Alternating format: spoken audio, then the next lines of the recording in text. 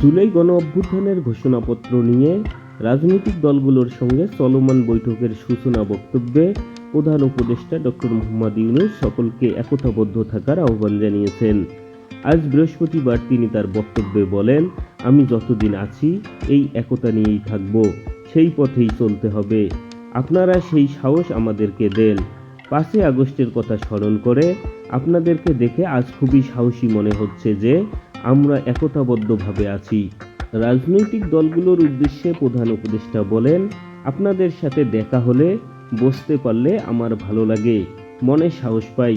কারণ এই সরকারের জন্ম হয়েছে ঐক্যের মাঝখানে, ঐক্যের দ্বারাই এটি সৃষ্টি।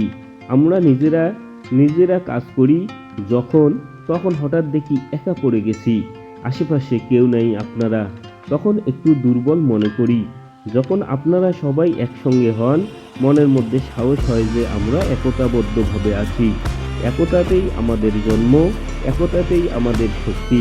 একত্রে থাকলে সবার মনে সাহস আসবে।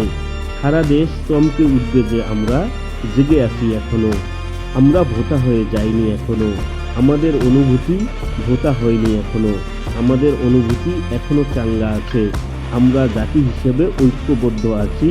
তিনি যোগ করেন, তিনি বলেন, আমি যতদিন আছি একতা নিয়েই থাকব।